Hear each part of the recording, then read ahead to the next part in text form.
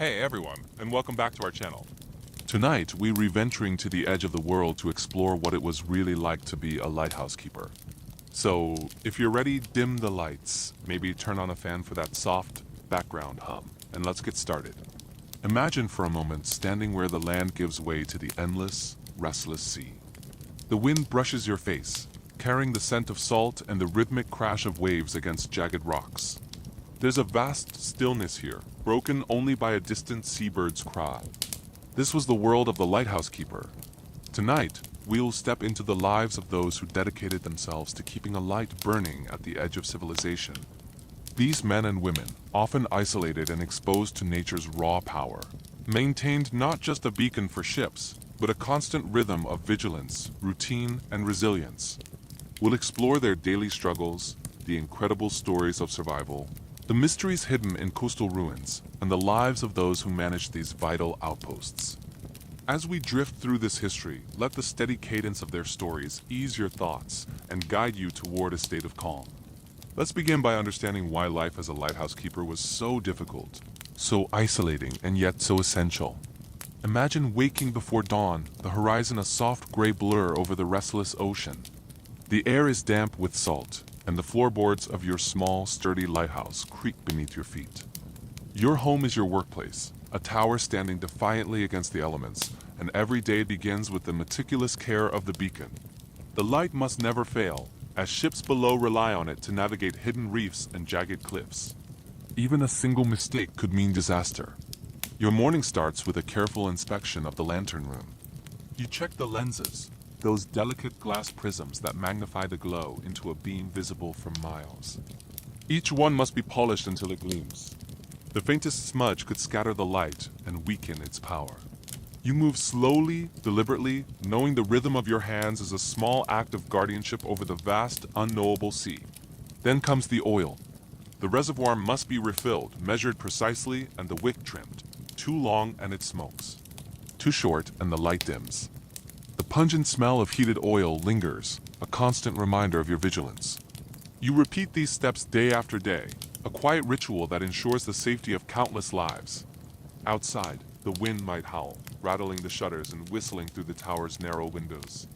Storms can arrive without warning, waves crashing violently against the rocks. But even when the weather is calm, the isolation is profound. Days stretch into weeks, sometimes months, with few human voices and only the endless rhythm of the sea for company. You start to notice the subtle changes in the tides, the way light glints off the water, the almost imperceptible drift of clouds across the sky. Each day is similar, yet each is unique in its own quiet way. Your diet is modest, relying on supplies brought by boat or carried along slippery paths.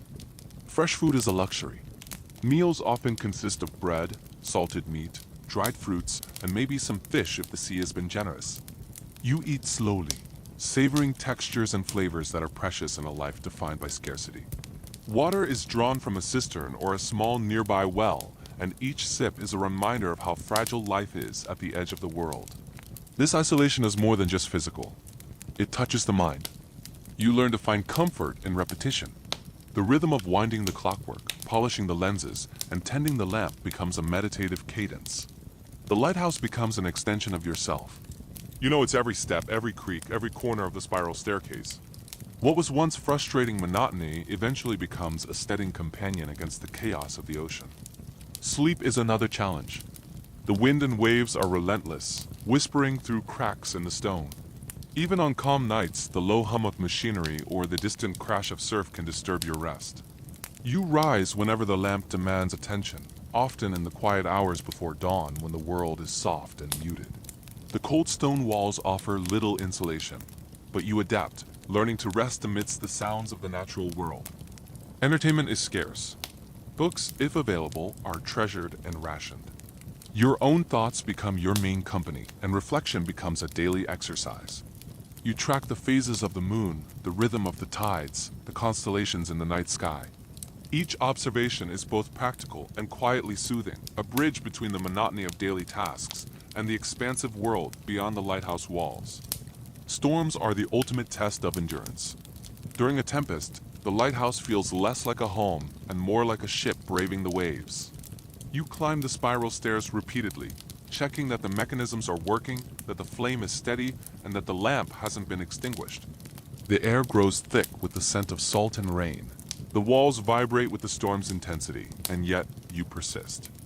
In these moments, your isolation is intensified, but so is your sense of purpose. Every action matters. Despite these hardships, there is a slow and steady pulse to life here. Every polished lens, every carefully measured drop of oil, every hour spent watching the horizon is a quiet triumph. You are a guardian in an indifferent world, a solitary presence standing vigil against the dark, uncertain ocean. Over time, the solitude fosters patience, deep observation, and an intimate understanding of nature's patterns. You learn to find calm in the repetition, and even in difficulty, there is a gentle steadiness. As evening descends and the sun slips below the horizon, you might feel a faint weight of satisfaction. The beacon is burning steadily, the mechanisms are humming, and your vigilance has held firm. You climb the stairs one last time to check the flame, watching the light reach out across the water, a small but constant gesture of guidance and care. The lighthouse is both your responsibility and your companion, its walls enclosing you in a world that is at once confining and serene. This, then, is the first layer of a lighthouse keeper's life, a life of routine, endurance, and quiet observation. It was a life that, while challenging and lonely, offered its own subtle rewards, a rhythm, a purpose, and a deep, reflective connection to the natural world. Imagine yourself standing at the base of a lighthouse, perched on a jagged cliff. Below you, the sea stretches out, dark and rhythmic, its waves rolling in like a slow, constant drumbeat. The wind brushes your skin, sharp with the tang of salt, tugging at your clothes. For centuries, people just like you took on the quiet, unwavering task of tending these solitary beacons.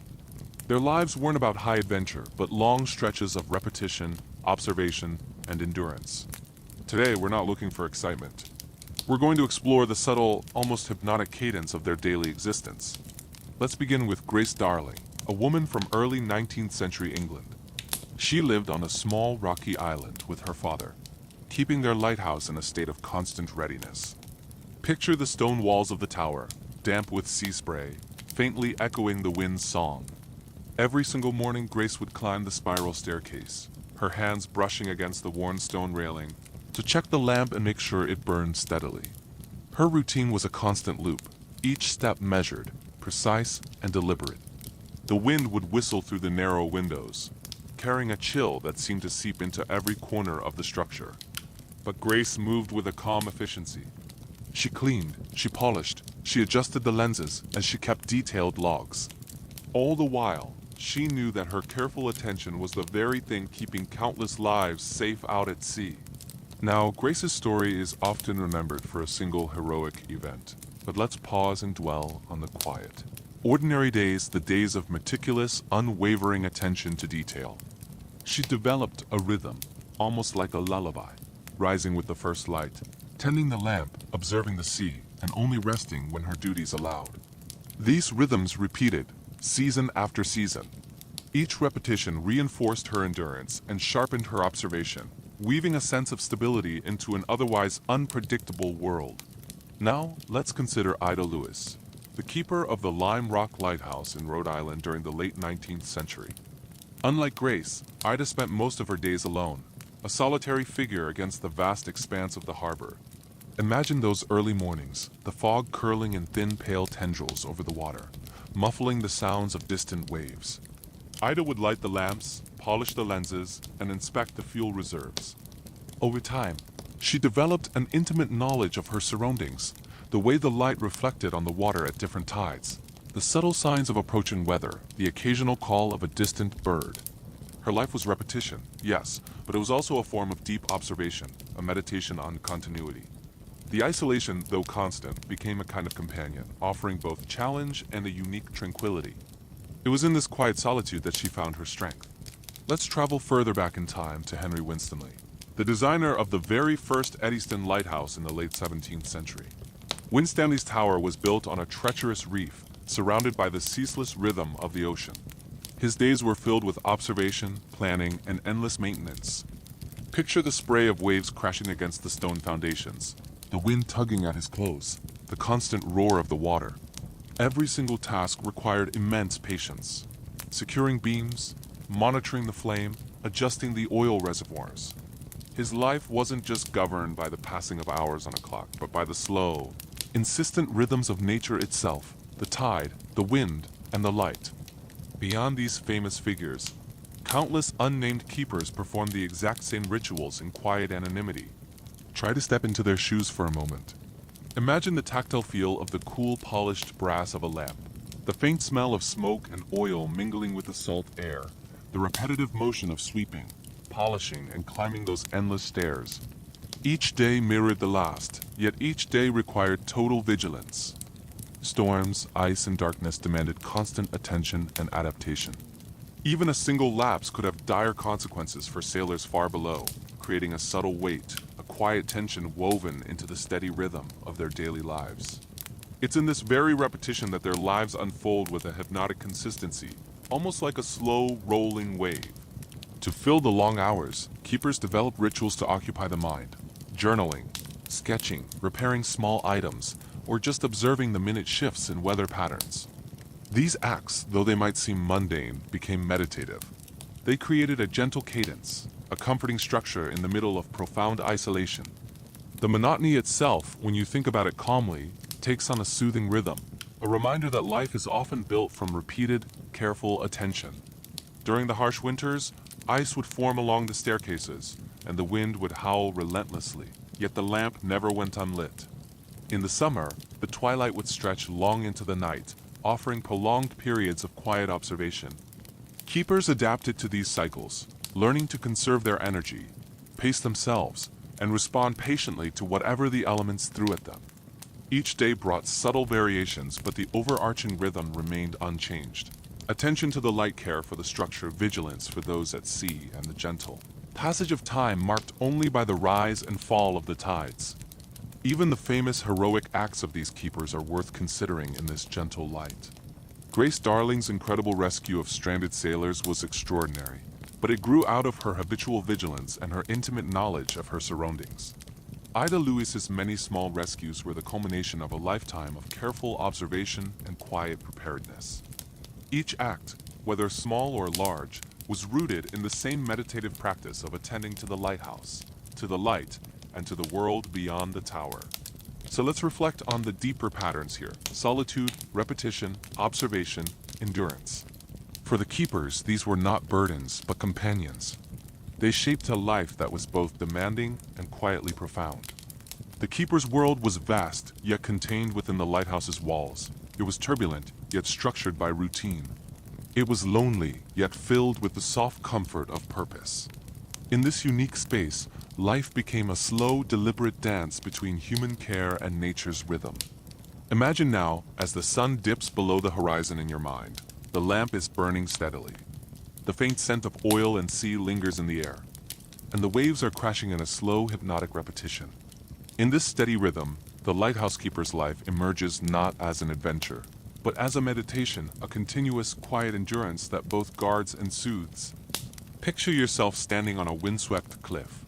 The endless roll of the waves below fills the air, thick with the tang of salt.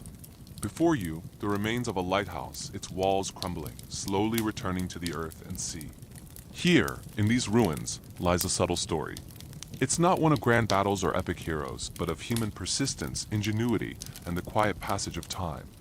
Today, we're exploring these archaeological lighthouse sites, their relics, and the secrets they keep. Let's begin with the Eddystone Lighthouse off the southern coast of England. The original tower, built by Henry Winstanley in the late 17th century, is long gone. Yet, its remains whisper a story of human ambition against the relentless power of nature. Imagine the sheer labor of workers hauling heavy stones up jagged rocks, the constant clinking of tools, the air thick with the smell of wet stone and tar. Winstanley's lighthouse was built to endure the pounding waves, but the sea was patient, eventually taking the structure in a furious storm. Archaeologists have studied the site, uncovering fragments of stone, iron, and timber. Each silent piece carries echoes of the labor, the determination, and the endless focus of those who built and maintained the tower. Imagine tracing your fingers over the worn edges of these stones, feeling the connection to the countless hands that shaped them, each repetitive motion a quiet meditation on survival and purpose. Now, let our imagination travel to the Mediterranean coast, where the Romans built early beacons to guide ships to port.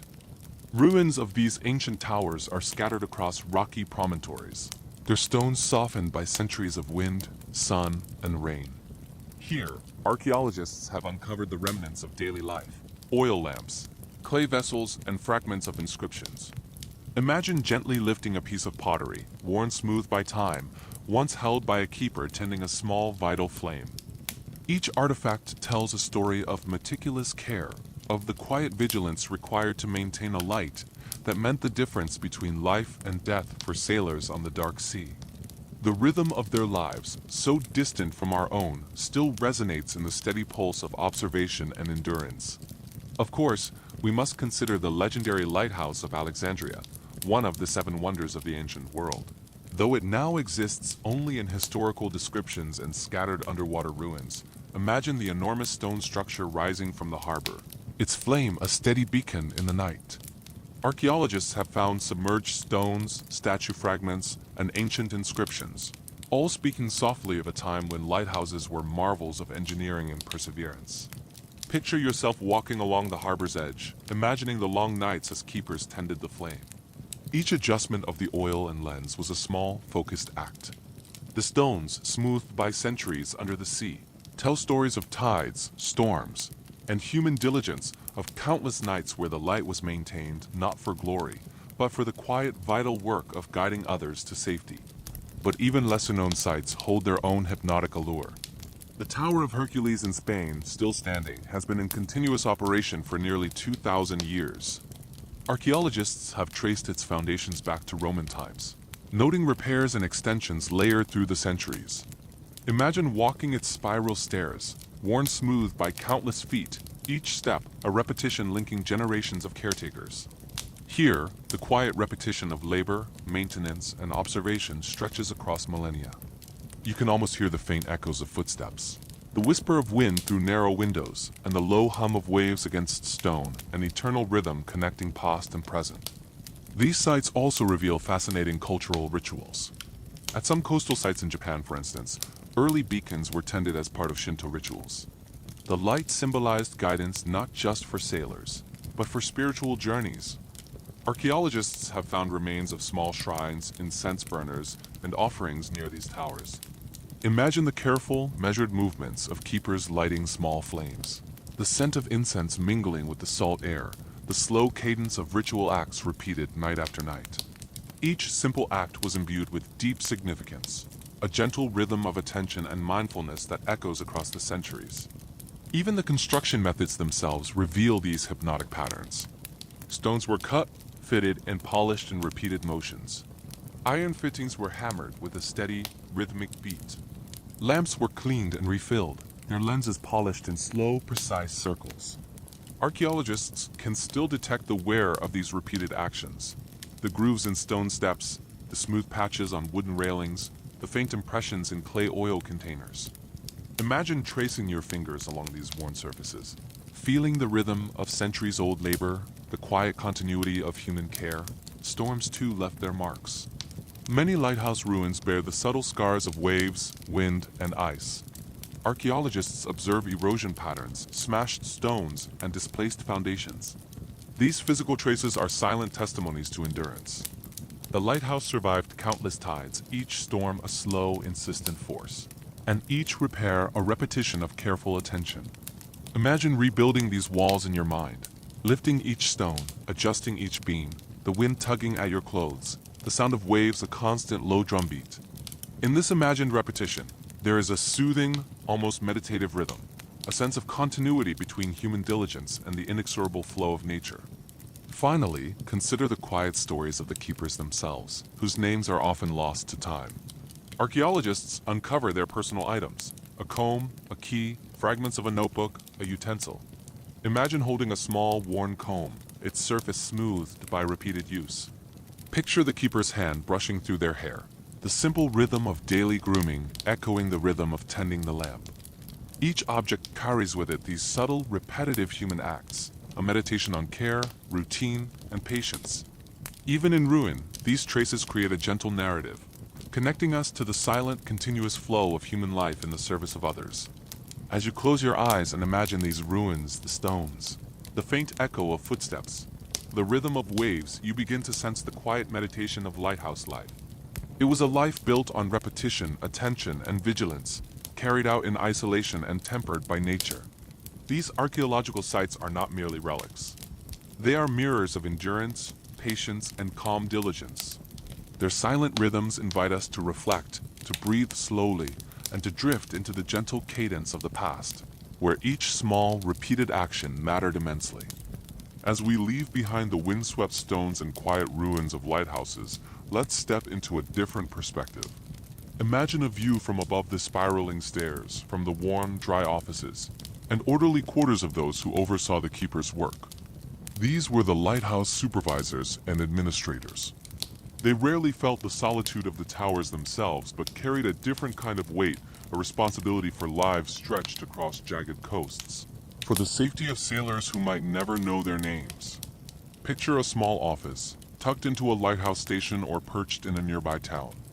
The walls are lined with charts, logbooks, and maps of perilous waters, each line a reminder of countless ships that have passed and sometimes failed to pass safely. Can you smell it? The faint scent of ink and parchment, mingling with the crisp sea air drifting through a half-open window. Every day, supervisors review the logs sent by keepers, noting weather patterns, supply shortages, and minor structural wear. Their work seems calm, yet each entry carries immense weight.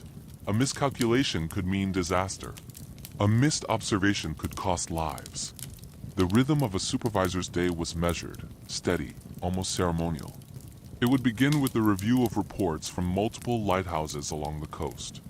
Imagine the careful unfolding of these reports, the slow turning of pages, and the quiet counting of oil barrels, tools, and maintenance supplies. Supervisors often traveled to inspect the towers personally, a journey that could take days. Picture yourself climbing rocky paths or walking along narrow piers, the sun low in the sky, the sound of gulls overhead, and the lapping of waves a constant soothing accompaniment. Each step is deliberate, each observation noted a meditation in patience and attention. Administrators had to balance multiple responsibilities at once. Supplies had to be rationed. Oil for the lamps, food for the keepers, fuel for the fires, and replacement parts for worn gears and lenses. Imagine carefully tallying every barrel and crate, the soft scratch of a pencil on a ledger, the faint creak of floorboards underfoot. Supervisors also had to coordinate with local authorities, merchants, and ship captains, weaving a web of communication that extended all along the coast. Their world was orderly and predictable, a stark contrast to the turbulence faced by the keepers. But the responsibility pressed constantly against them, a quiet, weighty companion. Beyond logistics, supervisors were responsible for maintaining morale. Lighthouse keepers worked in isolation, often for weeks at a time, facing relentless weather, fatigue, and the sheer monotony of tending the flame. Imagine sending a handwritten note, or visiting a tower, offering a word of guidance or simple reassurance. The supervisor's presence was subtle but essential, a steadying influence, a reminder that the lonely hours of the keepers were seen, acknowledged, and valued. Their role required empathy, patience, and a keen eye for the subtle signs of strain or error. The life of these administrators also involved a careful study of the technology that powered the lighthouses. Imagine examining intricate Fresnel lenses, those beehives of polished glass that magnified and directed light across vast distances of open water. Picture the supervisors carefully adjusting gears, checking oil reservoirs, and ensuring every mechanism operated smoothly. There's a hypnotic precision in this work, a slow, deliberate rhythm that mirrors the cycles of the day, the movement of the tides, and the pulse of the nearby sea. Even in these quiet tasks, the responsibility was immense. A well-tended mechanism could save dozens of lives in a single stormy night. Weather was a constant factor shaping their work. Unlike the keepers, who experienced storms directly at the tower, administrators often watched from a distance, interpreting reports, barometric readings, and coastal signs. Picture sitting at a desk by a window, observing gray skies and turbulent waves, the sound of wind and water softened by the distance. Each report is absorbed slowly, analyzed with calm deliberation. Supervisors learn to anticipate trouble, to deploy supplies and personnel with careful foresight.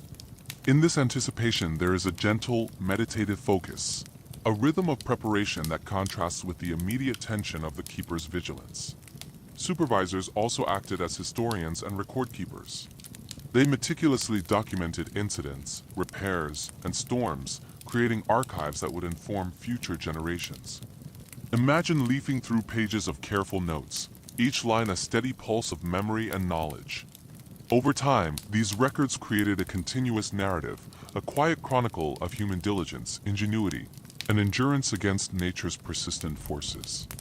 Reading through these archives today, one can almost hear the soft scratch of pens, the gentle flipping of pages, and the occasional whispered conversation among colleagues reviewing maps and reports. Finally, the administrator's work was intertwined with broader social responsibilities. They liaised with maritime authorities, coordinated rescue efforts, and occasionally mediated disputes over jurisdiction or supply. Their days, while lacking the dramatic isolation of the keepers' lives, were full of quiet challenges, subtle problem-solving, and the gentle hum of human responsibility.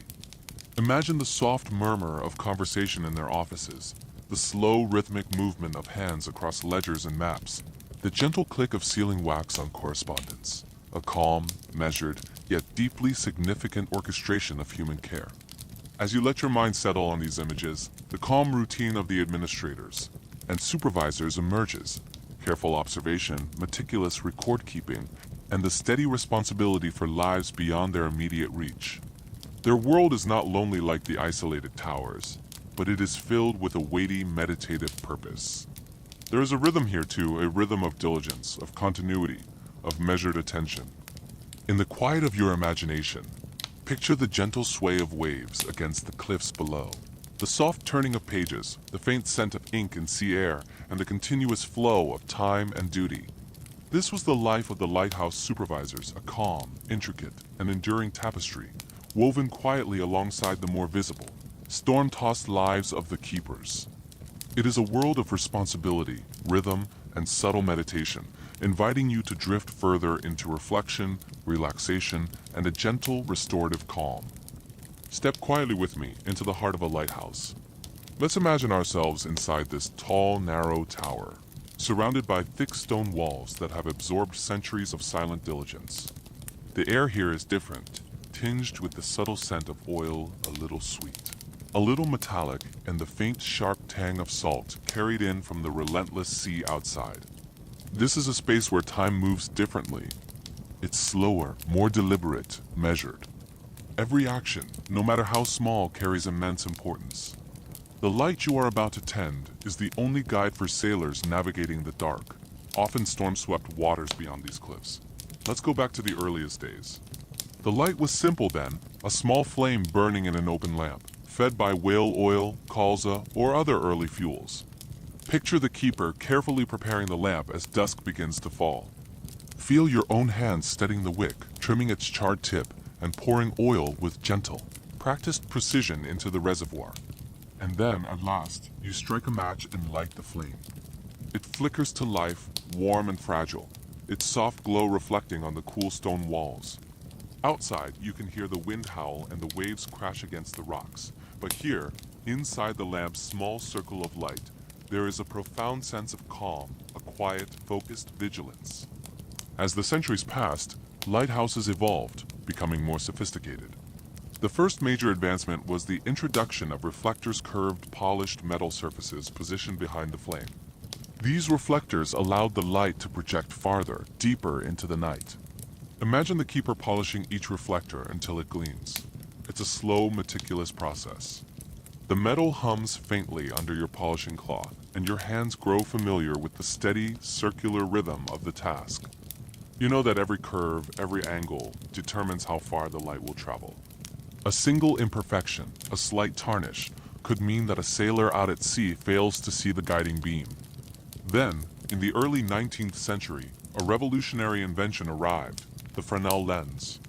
This magnificent creation transformed lighthouses into true marvels of optical engineering.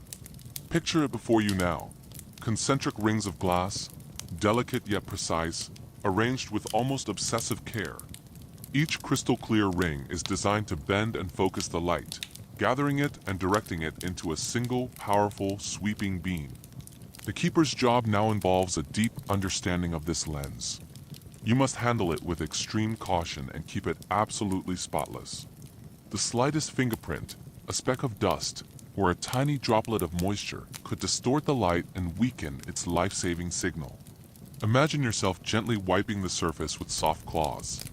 The glass is cool and smooth under your fingers, and it reflects the faint daylight in prismatic patterns that seem almost magical. Beyond the lens, the mechanics of the light's rotation are equally fascinating. Many towers employed intricate clockwork mechanisms to turn the Fresnel lenses slowly, creating that steady, sweeping signal that identifies each lighthouse. Imagine yourself winding the heavy weights, hearing the soft, rhythmic tick-tock of gears turning, feeling the resistance as the weights begin their slow, measured descent. The sound is constant, almost meditative, like the very heartbeat of the tower itself. Nights in a lighthouse are long and can be repetitive, but there is a deep comfort in this rhythm, the slow, dependable motion of human ingenuity amplified by precise machinery. Every single evening, the keeper repeats these essential tasks. Filling the oil reservoirs, trimming the wicks, cleaning away the soot, polishing the lenses, and winding the clockworks. These actions are performed day after day, month after month, and yet each small gesture matters deeply. The beam must reach far, cutting through fog, rain, and the darkest of nights. Picture the night mist clinging to the tower windows, the occasional spray of salty sea on your face as you work near the open lantern room. There's a profound sense that your careful, steady hands are a lifeline for countless sailors you will never meet. Even the smallest details require constant attention. The oil must be of the right quality, stored carefully to prevent contamination. Wicks have to be the correct length and trimmed perfectly evenly. The lantern glass must be free from streaks, dirt, or condensation. The rotation mechanism needs lubrication, and you must account for how metal parts expand and contract with the changing temperatures. The keeper develops an intimate, personal relationship with the tower, learning to read the slight variations in wind, temperature, and humidity that can affect the light. You can almost sense the tower breathing with you, alive in a quiet, mechanical harmony. When electricity arrived in the later 19th and early 20th centuries, the process changed again.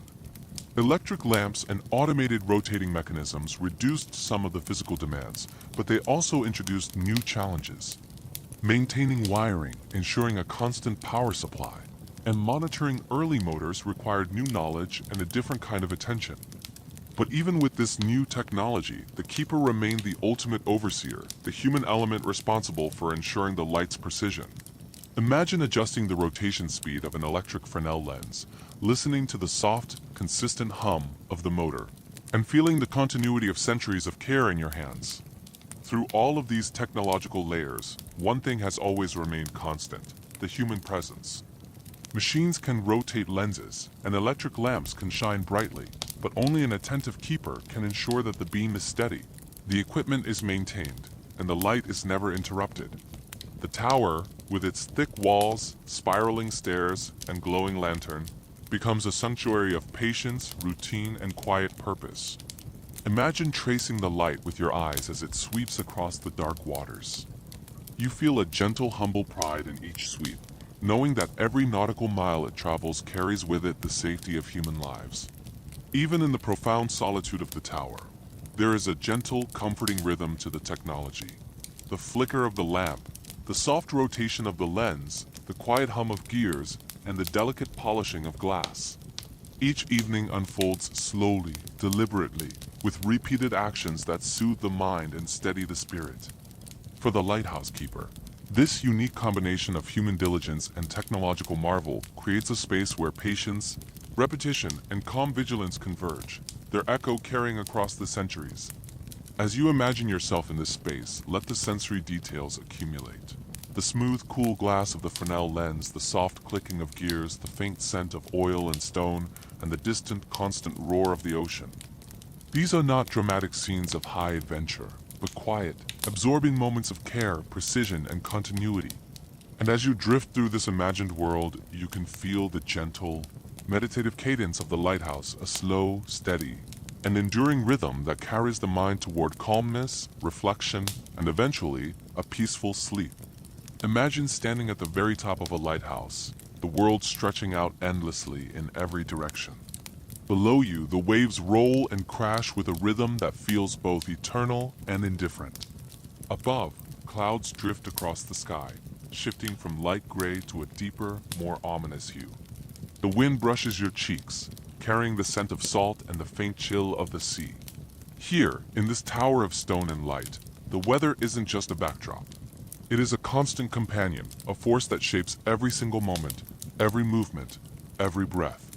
Life as a lighthouse keeper is completely inseparable from the elements. On calm days, there's a quiet, almost sacred beauty. You hear the gentle lapping of waves against the rocks, the distant call of seabirds, and you feel the warmth of the sun through windows fogged with sea spray. But even on these seemingly peaceful days, a subtle tension hangs in the air. It's the quiet knowledge that a storm can arrive without any warning. This anticipation, this awareness of nature's unpredictability, becomes part of the rhythm of life, as familiar as the ticking of a clock. But it's the storms that truly define the keeper's existence. Imagine watching the sky darken, slowly at first, like a soft shadow passing over the horizon. Then it deepens into a hard slate gray. The wind picks up, whispering and then moaning through the cracks in the stone, rattling shutters that have been secured countless times before. As the keeper, you move with purpose. You check the lamp, ensuring the lenses are polished to perfection. You confirm the oil reserves are full enough to last for days, if necessary. Every action is deliberate, precise, almost ritualistic. The smallest oversight, a rope not tied down, a shutter left loose, a wick improperly trimmed, could have dire consequences for sailors far below who are relying on the steadfast glow of your beacon. As the storm closes in, the lighthouse becomes both a sanctuary and a cage. Outside, waves rise higher than you thought possible, striking the cliffs and the tower itself with a deep, resonant force that you can feel through the stone floor. Rain lashes the windows, sheets of water blurring the view, turning the world beyond into a shifting canvas of gray and white. Powerful gusts of wind twist around the tower, tugging at your clothes, making the structure sway ever so slightly, whispering their own warnings. Inside, every creak of timber, every rattle of metal, every gust of air becomes magnified. You are acutely aware of your isolation. Yet there's a strange rhythm to this vigilance, a kind of meditation in the repetition of careful checks, of measured movements, of steady breathing. Picture yourself climbing the spiral staircase, slowly, each step deliberate. Your hands trace the worn banister, feeling the cold stone beneath your fingertips. You pause and you just listen, the distant roar of the waves, the high whistle of wind through the cracks, the low groan of the tower as it bends under the storm's immense pressure. In this moment, you are completely alone with the sea, fully attuned to its moods, its rhythms, and its indifferent power. The storm isn't frightening in a sudden jump-scare way. It is constant, inevitable, and overwhelming. You've learned to exist within it rather than fight against it. The physical challenges are immense. The cold, damp wind seeps through even the thickest clothing, chilling you to the bone and stiffening your joints. Rain drives into every nook and cranny, soaking your clothes and tools. The oil lamps have to be tended to carefully, with greasy, chilled hands, where every movement has to be measured. It is a delicate dance between getting the necessary tasks done and preserving your own warmth and energy. Even simple things like eating, drinking, or resting require calculation. Food has to be kept dry, water clean, and sleep often comes in fragmented intervals, broken by the sounds of the storm or the constant need to check the lamp again. The seasons shape this experience even further. In winter, snow can accumulate on the ledges and stairs, turning the lighthouse into a frozen tower of ice. The wind carries a sharper bite, and daylight is fleeting. In summer, storms can appear suddenly, heavy with rain and thunder, and the humidity clings to every surface, making work sticky and uncomfortable. The keeper learns to anticipate these changes, adapting their clothing, routines, and preparations. Each season brings a slightly different rhythm, a different challenge, and a different kind of beauty. But psychological endurance is just as crucial as physical preparation. Hours can stretch into days, with only the wind and waves for company. Sleep is light and often interrupted. Yet, paradoxically, this isolation can bring a strange comfort. There's a quiet meditation in the repetition of all the daily tasks. The climbing of stairs, the checking of the lamp, the observation of the tides and clouds. Over time, a keeper becomes attuned to the smallest changes. The color of the water indicating an approaching storm. The pattern of the wind signaling a shift in direction. The smell of the air hinting at rain. Life slows down, becoming intimate with details that most of us would never even notice. Historical accounts reveal the extremes that keepers endured. Some remained in remote towers for weeks during relentless storms, rationing food and oil, their only companions the groaning wind and crashing waves. They learned to observe nature like careful scientists, predicting shifts, timing tasks, and preserving their energy. There are incredible stories of keepers rowing small boats out into treacherous seas to rescue stranded fishermen, or guiding ships through dangerous channels, all while enduring the same punishing weather themselves. These experiences weren't sensationalized at the time. They were just part of the quiet, demanding reality of a profession defined by vigilance and endurance. Yet storms are not only trials, they also offer moments of breathtaking awe. A flash of lightning can illuminate the churning waves in stark silver brilliance. The rain can shimmer in the glow of the lighthouse lamp, turning droplets into tiny floating prisms of light. Even the sound of the storm, the wind tearing past the stone walls, the sea pounding the rocks below becomes a form of music, a powerful cadence that the keeper unconsciously attunes to. In these moments, the keeper can feel a profound sense of being part of something much larger, a life intertwined with the elemental forces of the natural world. And then, when a storm finally passes, there's a gentle, almost imperceptible shift. The wind eases, the waves calm, the clouds begin to thin, and light finally returns to the horizon. Standing atop the tower, you can feel the damp, sun-warmed stone under your hands. You inhale the fresh scent of the sea air and listen to the slower, softer rhythm of the returning tide. The storm leaves its mark, not just on the lighthouse, but on the keeper as well, a reminder of resilience, of endurance, and of the quiet satisfaction that comes from a duty performed with unwavering care. In the end, for a lighthouse keeper, weather and storms aren't just obstacles. They are companions, shaping every aspect of life in the tower. Each gust of wind, each rising wave, each falling raindrop contributes to the rhythm of daily existence. The lighthouse stands firm, a sentinel at the edge of the world. And within its walls, the keeper moves deliberately, vigilantly, and with a profound respect for the natural forces that surround them. Life here isn't exciting or dramatic in the way we usually think of it. It is measured, repetitive, and deeply attuned to nature. And slowly, gently, it carries one toward reflection, patience, and eventually, a well-earned rest. Imagine stepping down from the cold, wind-swept isolation of a lighthouse. You descend the spiral staircase, your hand brushing against the cool, familiar stone. The rhythmic crash of waves and the lamp's soft, pulsing glow fade behind you. Outside, a world that seems almost like a different planet awaits. A small, quiet town nestled along the coastline, a place shaped by the sea as much as by human hands. For a lighthouse keeper, these towns are lifelines. They are where news travels on the salty air, where vital supplies are exchanged, and where rare, precious moments of companionship are found. The immense weight of isolation can test even the most stoic soul. That's why these subtle connections to the nearby communities are so profoundly important. Picture yourself trudging along a narrow, salt-stained path, your boots crunching on the gravel. The air is heavy with the scent of damp earth and the distant smell of fish. Along the way, familiar faces appear, fishermen mending their nets, merchants arranging barrels of salted cod, children playing near the docks. There's a gentle acknowledgement, a simple nod, or a brief conversation that bridges the vast gap between the solitude of the lighthouse and the living, breathing pulse of human society.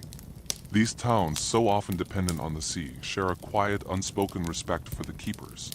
The townsfolk understand the rigors of the job, the relentless attention to detail, the unbroken vigil through the night, and the crushing isolation during winter storms.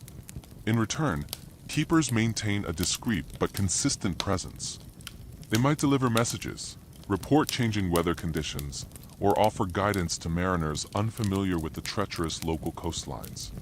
Each visit to town is deliberate and measured, a natural part of the rhythm of life. And yet, each one is filled with a subtle reassurance that there is a world beyond the lighthouse walls, and that you, the keeper, belong in some small, unique way to both of these worlds. The exchanges between townsfolk and keepers are not always frequent, but they are always meaningful. Imagine receiving a parcel of freshly baked bread or crisp vegetables from a sympathetic farmer's wife, or a warm woolen cloak from a merchant who knows just how bitingly cold the lighthouse wind can be. Perhaps a fisherman stops to share news of shifting tides or points out dangerous rocks that have been newly revealed at low water. Each piece of information is absorbed quietly, meticulously.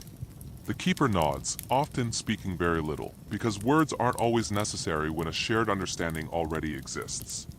The rhythm of these interactions mirrors the slow, steady cadence of the sea itself, measured, deliberate, and deeply comforting in its regularity. During festive or seasonal events, a keeper might descend from the lighthouse to briefly join the town. Imagine a small festival in spring, when the air is light with the scent of flowering trees and freshly tilled soil. Children run along the docks, their laughter carrying across the water, while adults share simple meals of bread, cheese, and salted fish. The lighthouse keeper's presence is quiet, almost ceremonial. It offers a silent sense of reassurance to the community, that the beacon still stands, the lamp still burns, and the town is watched over. Yet even here, in the heart of the community, the keeper remains subtly apart. They are a part of the town, but they will always return to the tower, to the constant, solitary rhythm of vigilance.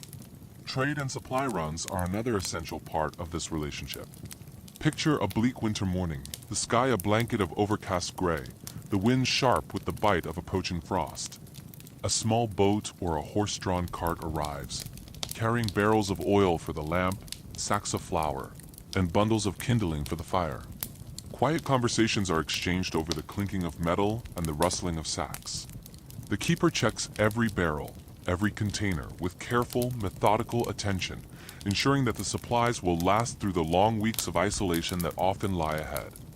There is a quiet satisfaction in this exchange, a tangible reminder that the town, though distant, sustains the life of the lighthouse and the keeper's vital role within it. Letters and messages form another bridge to the world beyond the waves. Imagine sitting at a rough, worn wooden table, a quill pen in hand, the ink slowly drying on the page. You write letters to family, friends, or administrators. The process is deliberate, reflective, almost meditative. As you recount daily routines, observe the changing weather, or note the quiet passage of time marked by the shifting tides. Occasionally, letters arrive in return. Their contents are read slowly, the words lingering in the mind like soft echoes, powerful reminders of human connection, even when miles of ocean and violent storms separate people from one another. Social norms also play a subtle, fascinating role. The townsfolk might offer practical advice on managing the complex mechanisms of the lighthouse lamp, on safe routes to navigate along the jagged rocks, or on predicting the shifting tides. Keepers, in turn, provide their own form of counsel. Sometimes they mediate disputes between fishermen or use their deep knowledge of weather patterns to warn of impending storms. These interactions are never rushed. They are a gentle, deliberate dance of shared knowledge and mutual dependence. In this way, the lighthouse becomes far more than just a solitary post. It's part of a living network, a vital node connecting the sea, the town, and the people who rely on both for their survival. Even in moments of tension, these relationships carry a gentle rhythm. Imagine a dispute over fishing rights or a disagreement about supply schedules. It's resolved not with loud, angry confrontation, but with measured, patient conversation. Both sides understand the fragile balance that must be maintained between isolation and integration. The keeper's authority is subtle but universally recognized. Their role is respected not through command, but through their consistency, their reliability, and the silent reassurance of a light that burns brightly through the darkest of nights. Seasonal rhythms also affect these interactions. In the spring and summer, when storms are rarer and the seas are calmer, visits to town might be more frequent, more leisurely. But in the autumn and winter, when isolation stretches for long, unforgiving weeks and storms rage against the coast, the visits become brief, purposeful, and sparse. Yet each journey, no matter how short, reinforces the quiet connection between the lighthouse and the town, a rhythm of support, understanding and gentle coexistence, flowing as steadily and surely as the tides themselves. Ultimately, the lighthouse keeper's relationship with the community is a meditation in patience, observation, and quiet engagement. The town is never a distraction from duty, but a vital complement to it, a source of sustenance, information, and rare companionship. Life is measured, each interaction is deliberate, and each journey down the cliffside path is an opportunity to connect without urgency, to observe without interference, and to participate without losing the steady, unwavering calm of the lighthouse vigil. As the sun sets and you return to the tower, the distant lights of the town begin to glow softly across the dark water. You climb the stairs once more, the familiar feel of cold stone beneath your hands, the gentle creak of steps beneath your feet. Beyond the walls, the town rests, its people in their homes, warm and secure. Inside, you resume the watch, the lamp's steady glow casting a comforting, protective circle of light. The connection between the lighthouse and the town endures, silent yet profound, a reminder that even in the deepest isolation, the world is still present, flowing in quiet harmony, carrying with it both reassurance and reflection, guiding you gently toward rest. Imagine yourself standing at the very top of a towering lighthouse, perched high above the restless sea. The wind brushes against your face, carrying that familiar sharp tang of salt, mingled with the earthy scent of damp stone and weathered wood. For centuries, human hands kept this very light burning. Think of them climbing these spiral stairs countless times, polishing the great lenses until they gleamed, trimming wicks, refueling lamps, and meticulously recording the rise and fall of the tides. They watched tirelessly for ships in peril. Every single detail, every movement, every careful observation was part of a rhythm that defined a keeper's life, a quiet, enduring rhythm that was about to face its final, inevitable transformation. The first signs of this change appeared almost imperceptibly. Mechanical timers were introduced, allowing the lamps to rotate automatically. This simple device removed the constant, grinding need for manual labor. Then the old oil lamps were gradually replaced by electricity. Their warm, flickering glow gave way to the steadier, brighter, more reliable shine of electric bulbs. Imagine being a keeper, watching the once familiar beam rotate smoothly on its own.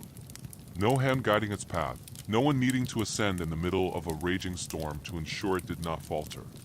It was a quiet, almost silent revolution, one that changed the very nature of the work without any fanfare or grand ceremony. During the early decades of the 20th century, automation began to spread more broadly across the lighthouse service. Timers, new mechanical lenses, and eventually powerful motors meant that the lamp could function independently for hours, sometimes even for days on end. For the keepers, men who had spent decades living in near-total isolation, relying solely on their own diligence to ensure the safety of passing ships, this transition brought a storm of mixed emotions. On one hand, the work became less dangerous and physically demanding. No more hauling heavy fuel cans up hundreds of stairs. But on the other hand, it carried a subtle, undeniable melancholy.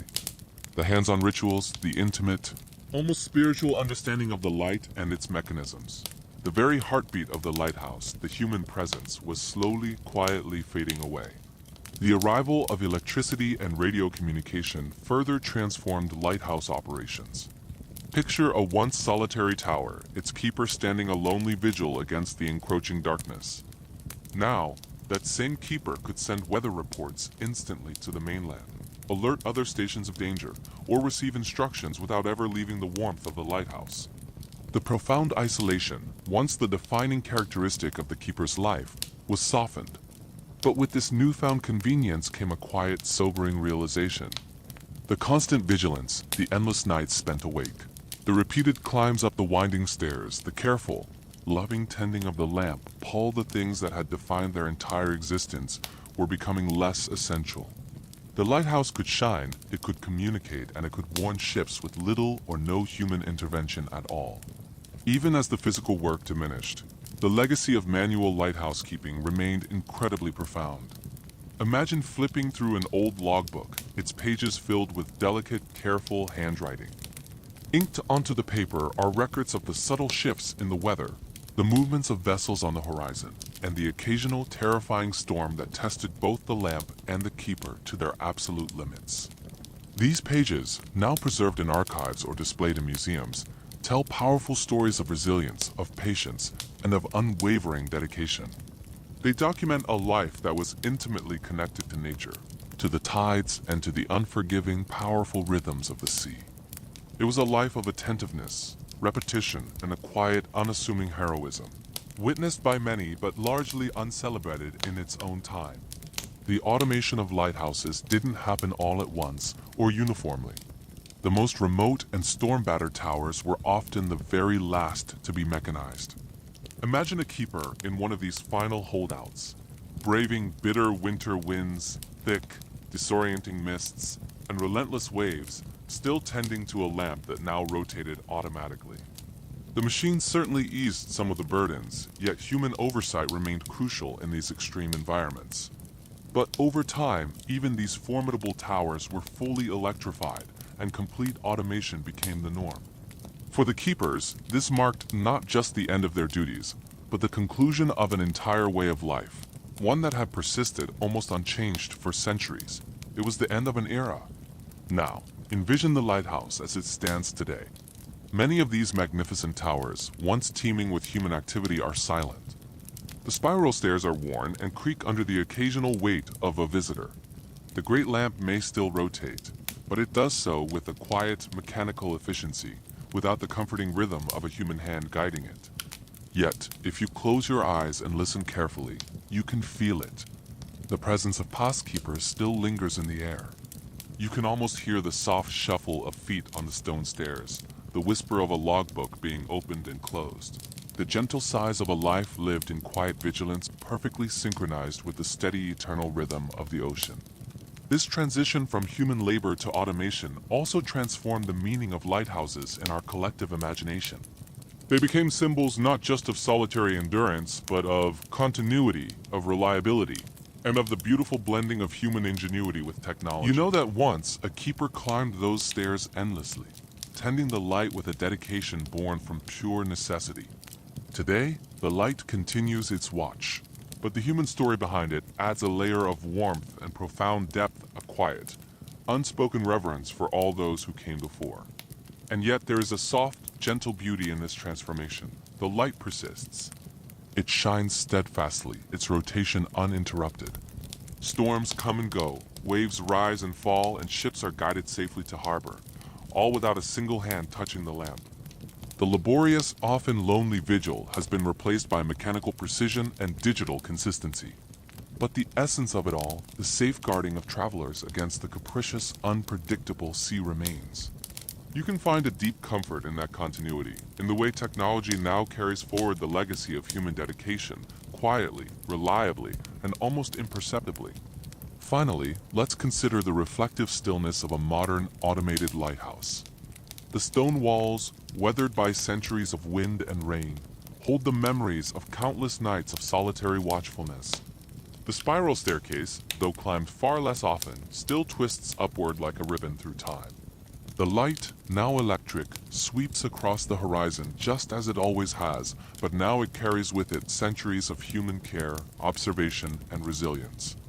And in this continuity, one can feel a profound sense of calm connection between the past and the present, between human endeavor and the steady march of technology, and between the eternal rhythm of the sea and the enduring light that cuts through the darkness. For us, the modern observers, this gentle evolution is a meditation on the persistence of purpose. It reminds us that even as methods change, our most important values can endure. The lighthouse still guides, it still protects, and it still inspires reflection on the quiet strength of those who devoted their lives to it. As you imagine that light sweeping across the waves, feel that soft embrace of calm settle over you, a gentle rhythm echoing through your mind, inviting you to rest, to reflect, and to drift into a slow, peaceful sleep. Thank you so much for joining me on this journey. If you enjoyed this story and want to explore more quiet histories, please consider liking this video and subscribing to the channel. It helps us continue to bring these stories to light. Sleep well.